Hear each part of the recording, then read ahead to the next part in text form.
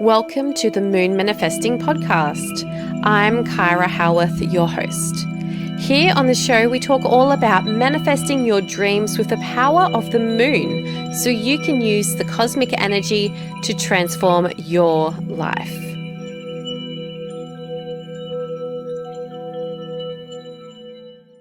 Oh, you have been so busy lately, but is 2025 feeling more like a year of rest or slowing down? Because we are really stuck in a hustle culture right now of doing more, being more, and achieving more. But what if you could simply slow down and soak up the magic of stillness? Well, I have some good news because it is 2025, which is a 9-year. If you add 2 plus 0 plus 2 plus 5, that equals 9, which corresponds to the Hermit tarot card. And the Hermit is all about slowing down, going within, meditating, enjoying stillness and introspection. So this year is actually a really good opportunity to slow down, to let go, and to be still. So welcome back to the Moon Manifesting Podcast. My name is Kyra Howearth, and today we're going to be talking all about the magic of stillness and introspection, exploring the energy of the year of the Hermit, this 9 energy, so 2025 being a 9-year, the Hermit card being the 9th card of the Major Arcana in tarot. You may have heard already that the Hermit is the card of 2025. Each year you just do a bit of numerology, a bit of maths to find out which card of the tarot is the card for the year. And that just gives you a bit of an idea into the energies of the year ahead. And regardless of whether you read tarot or don't believe in tarot or anything else, there are so many other ways that you can look at 2025 as a year of letting go and slowing down. It's the Chinese year of the snake, if you follow Chinese astrology, and the snake is about shedding and letting go. It's about an ending, shedding the old, so that you can transform. So I feel like that's really aligned with that Hermit energy of letting go as well. And just simply the number 9. Number 9 also means like endings. It's like, you know, the last number before we get to 10, and sometimes 10 can be combined to a 1 plus 0, which equals 1, which is a card of new beginnings. So 9 is kind of like the end. So again, that letting go, that stillness before you start again.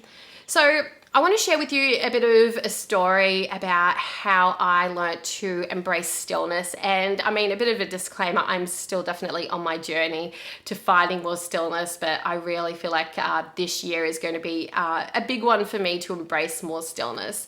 But I used to really thrive on being super, super busy. And it's really interesting because when I look back on how my life was, I really do embrace a lot more stillness now than what I used to. So I used to feel really proud of myself for staying up late at night, working on the computer after my babies were in bed, fast asleep. And I literally did this for years. I probably had 3 kids at this stage, may have been pregnant with my 4th baby. And I would do like a lot of freelance work online. I would do freelance writing, writing blog posts or ebooks or things like that. And what I would do, because I had like 3 young kids, I had a baby, pregnant, all those things, I would often like just work at nighttime when the kids were all asleep. Sometimes I'd even have a baby in one arm and I'd be typing with one hand and that sort of thing.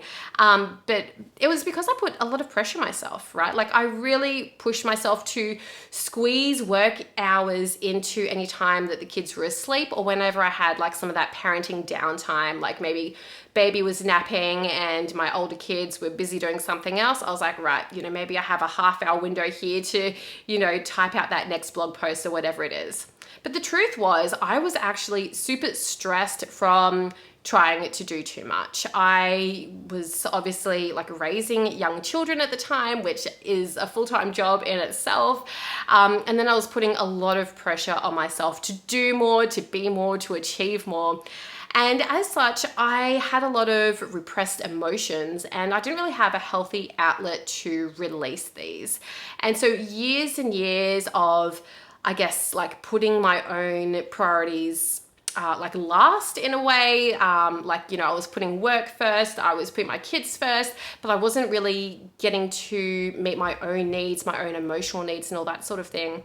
So it built up over quite some time. And after a while, I discovered yin yoga at a local yoga studio. And at this stage, my kids were a bit older. I was able to leave them for like an hour so I could go to a yoga class. And I'd always been interested in yoga. So I figured, you know what, it's time for me to invest in my own self-care. I think the yoga studio may have had like a Mother's Day special or something for a 5-class pass. And I was like, you know what, I deserve this. So that was my gift to myself. And I didn't really know what to expect when I first showed up for my first yin yoga class. It was really slow. Like we literally only did a few poses and it felt like we were in those poses forever. Like when you go to your first yin yoga class and you just don't know what to expect and you're there, like, you know, even just for 5 minutes, it's like, oh my gosh, is it supposed to feel like this? Am I doing this right? Like so much comes up. And like I just kind of described, like my mind did not shut up during that first class. Like, was I supposed to be quiet within my mind? Was I supposed to be meditating? Was I supposed to be feeling pain in this pose? Or was I supposed to be like actively stretching? Should I be flexing my toes? I had so many questions and I just did not know. But what I did know was that by the end of the hour, I was feeling more relaxed. Even though I had basically been sitting or lying on the mat for the good part of an hour, not really like seeming like it's doing much on the outside, right? But internally, it felt so good to actually just have that break, to have that stillness. I was away from the kids, I was away from the busyness of the household, and I was able to be still. I was able to reconnect with my thoughts. Like, I think this was why my brain was just going off with so many thoughts, because I was actually free from any sort of distraction. The kids weren't interrupting my every second thought. I was able to just be alone with my thoughts, which was magical in itself. So thus, my love of yin yoga began, and I started to really love this journey into stillness. And it was from there, well, actually this whole journey probably stemmed a lot before then, but I ended up continuing my yoga journey and became a yoga teacher. And then I ended up going back to that studio to teach yoga, which is a really cool, like full circle moment. But let's take a look at how you can weave more stillness and introspection into your year too. Because like I said, it is 2025. It's a 9-year, it's the year of the Hermit. Whatever way you want to look at it, this is all about letting go. It's about finding stillness. So number one, yin yoga. So I have just been talking about yin yoga, but let's go into this a little bit more deeper. So typically in a yin yoga class, you do hold the poses for 2 to 10 minutes. And the whole idea is that you're finding stillness in your body and finding stillness in your mind. So like I said before, like when I went to my first yin yoga class, I had so many questions. Like, what am I supposed to be doing? The idea is that you are actually relaxing your body. You're not holding onto any tension within the body. You're not actively stretching. It's a very passive sort of stretch rather than like actively trying to stretch to your maximum capacity. And I would recommend that you go to a yin yoga class, more so probably in person rather than online, but online classes are still good.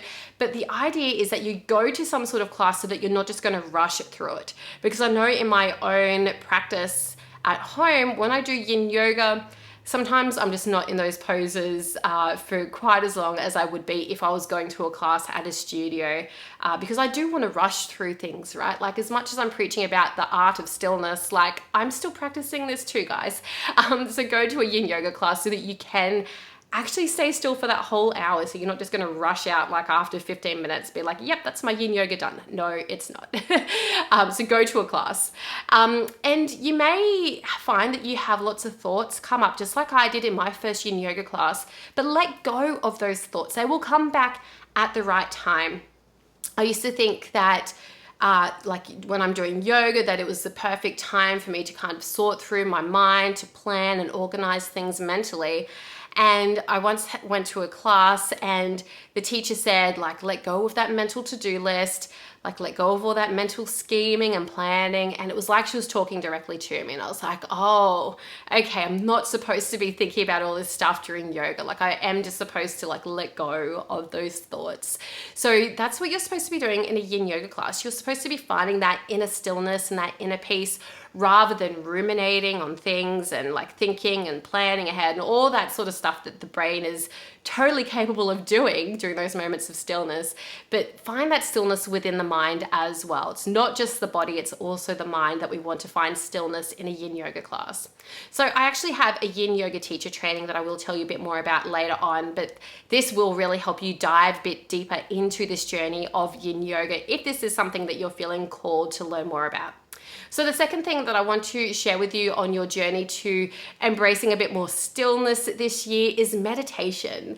Oh, meditation. I personally am one of those people who feel like I'm too busy to meditate. As ironic as that sounds, because I'm obviously here telling you to meditate more. I will tell people always meditate more. I lead yoga classes every single week and I'm always getting my students to meditate and everything like that.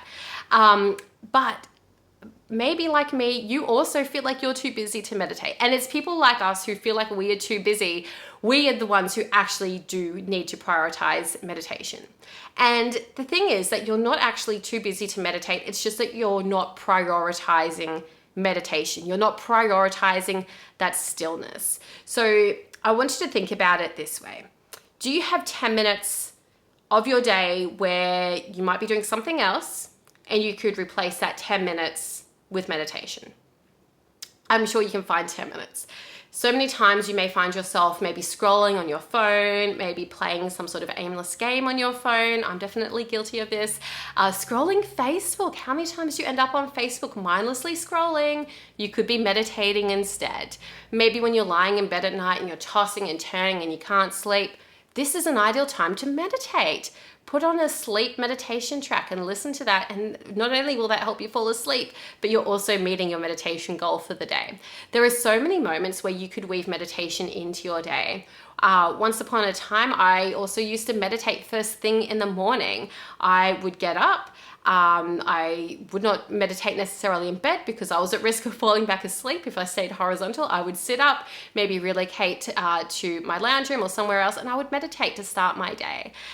So you may find times of your day when it best suits you to meditate, or maybe when you can best benefit from that meditation. Like maybe a midday meditation is what you need to have a break between like seeing clients or doing your business activities or whatever it is that you do during your daytime.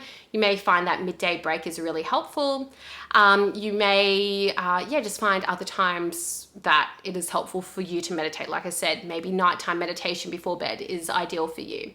So benefits of meditation, let's talk a little bit about this if you're not yet convinced to meditate. There are so many reasons why you should meditate. It will help you find that mental clarity. It will help you feel calmer and regulate your nervous system instead of like running on that flight or fight response with the adrenaline racing through your body.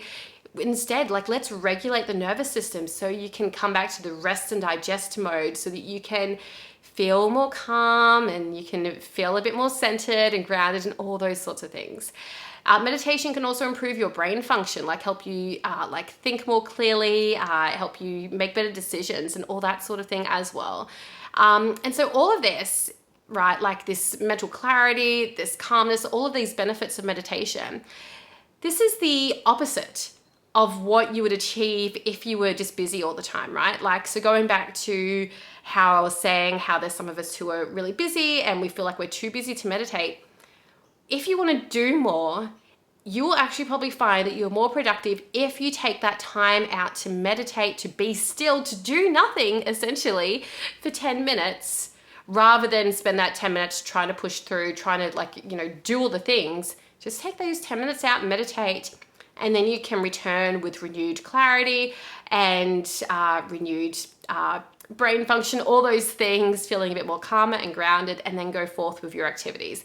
Try it out, see how that feels for you. And I would love to know if you try that and if it makes a difference. So talking about meditation, there are a few different ways that you can meditate. So there is dharana, which is an intense focus or concentration on just one thing. So one way that you can practice dharana is focusing on a candle flame. This is an open eye meditation where you gaze at that candle flame. And every time the mind wanders, if you start like thinking of something else, you just come back to that flame, you focus on the flame. And after a while, once you have mastered staring at the flame without distractions, without those mental interruptions, you can then close your eyes and still focus on the flame within your third eye, within your visualization, still visualizing that flame. And then again, if your mind starts to wander, you come back to that visualization, or you open up your eyes, you come back to actually seeing the flame, and you keep going through that process. So this is called a Tritaka meditation, where we focus on just one thing with the like the candle gazing or the flame gazing. You can do the same sort of dharana meditation, focusing on, like, say, a mantra or some other single thing that you're just intensely focused on. The other sort of meditation is dhyana, and this is a meditative contemplation, a stream of consciousness without disruption. So this builds on dharana, that intense concentration and focus on just one thing. Once you can focus on that one thing without interruption, that is when you switch from dharana into dhyana, when you have that steady stream of consciousness focusing on just that one thing without any interruptions. So that's when you have been able to master, say, like visualizing that candle flame within your mind, and you're able to stay there focusing on that one thing without any other thoughts interrupting that stream of consciousness. So you can practice both of these types of meditation. And of course, there are so many other ways that you can meditate. Something I do recommend for beginners is going to Insight Timer. There are so many guided meditations that you can listen to on Insight Timer. There are guided meditations where people walk you through step by step how to meditate. They give you something to focus on, maybe take you on a journey or something else. There's meditative music if that's more of your style. If you just want to listen to some relaxing music to help you meditate, that's also a beautiful option. But the idea is that you want to find stillness in your mind. You're either focusing on just one thing or you're focusing on no thing. And whichever meditation practice you choose, if you find that your mind starts to wander, you always will come back to either your breath, focusing on your breath, or you'll come back to focusing on that dharana, that intense concentration on just that one single thing, whether that's the candle flame, your mantra, or whatever else it is that you're supposed to be focusing on. You can come back to that. So we also do cover meditation inside the Yin Yoga teacher training that I mentioned earlier. We go really in depth into how to guide meditations, how to practice meditation, all that sort of thing, which is super exciting. So the third thing I want to mention here about like finding stillness and introspection for your 2025, for your year of the Hermit, is letting go. So like I said before, it is a 9-year, it is the year of the snake in Chinese astrology. It's a shedding, it's a letting go. And perhaps just through listening to this episode already, or maybe what's already naturally coming up for you this year, you're discovering that you need to let go of something or some things so that you can create more time and space for stillness. And I think this is a really interesting thing that I have been noticing coming up naturally just in conversations with friends where people are wanting to let go of things. They're wanting to prioritize certain things above other things, and they're realizing that they need to let go of things. And I think there is real beauty in saying no, in letting go to things. And it doesn't mean that it's like a no forever. It might just mean it's a not now thing, and that you can always come back to that idea. You can always come back to that thing later on in life. Like, things will always come back if they're meant to be. So maybe it's that second job. Maybe you're working 2 jobs and you're like, no, actually, I don't need the second job anymore. You can let that go. Maybe it's late nights or early starts. Maybe you're ready to say, no, you know what? I actually need some boundaries. I don't want to work these hours anymore. Maybe it's trading your early morning gym workout for meditation instead. Maybe it's like letting go of trying to do more and saying yes to doing less. So it's up to you how that's going to play out in your life, what you need to let go of so that you can create more time for stillness. And I really want you to think here, like, what needs to be released? What do you need to let go of so that you can find more stillness? What is maybe just one thing that you're ready to say no to, that you're ready to let go, that you're ready to shed, so that you can create that space to be still, to go within, to meditate, to go introspective, to journal, to do whatever it is that you need to do more yin yoga, whatever it happens to be. And the biggest obstacle that I find is that people think that they're too busy to be still. And like I said, this was me. This still is me at times. Like, I often feel like I'm too busy. But really, if you are one of those people who feel like you are too busy to be still, that just really means that you are one of those people who need to prioritize stillness. You especially, if you are that busy person who is doing all the things, you're raising children, you're doing the housework, you're working, you're doing all the different things, but you don't have time to slow down and be still, you especially need to be still. So you need to prioritize this. I want you to really prioritize stillness, because that's going to be more important. What is more important? 10 minutes of scrolling Facebook or 10 minutes of meditation? Okay, I want you to see that you need to prioritize this stillness for yourself. It is going to make you feel so much better. So is it time for you to find more stillness in 2025? Maybe after listening to this episode, you're like, yes, this really resonates with me.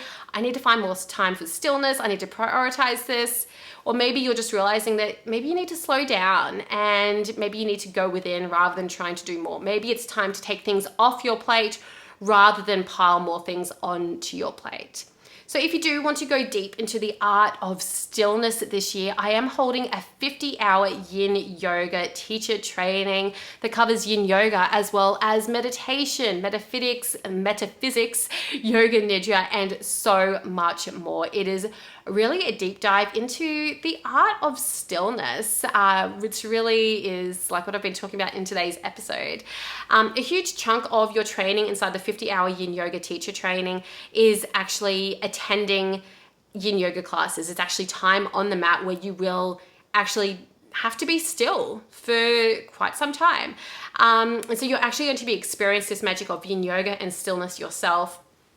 But of course, we're going into so much more. You'll learn the theory behind yin yoga. We'll go into concepts such as traditional Chinese medicine, Hinduism, even Western astrology. I weave this into my yin yoga teacher training as well. So if you do want to know more about this, go to kyrahowearth.com/yin. That's YIN. Or you can click the show notes below to get all the details about that 50-hour yin yoga teacher training. So how are you going to slow down this year? What are you going to do to find more stillness, to go within, to be a bit more introspective? I would love to know. If this episode resonates with you, make sure you give me a 5-star rating, give me a thumbs up, whatever it is you can do depending on where you're listening today. And if you are feeling the call to do less, to slow down, to be more still, let me know as well. I would love for you to comment below if there's a capability to comment depending where you're listening to.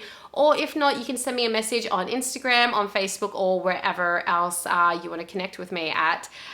So whether you're going to slow down with yin yoga, with meditation, or something else, let me know. I would absolutely love to know what you're going to prioritize this year. I'm here to support you to find the magic of stillness. So stay magical, stay manifesting, and stay tuned. I will talk with you all again really soon. Bye for now. Thank you for tuning in to today's episode of the Moon Manifesting Podcast. If you are curious about working with the moon, you can read my book, Moon Manifesting, or join us inside the Moon Manifesting Coven. You'll find the links in the show notes, or go to kyrahowearth.com.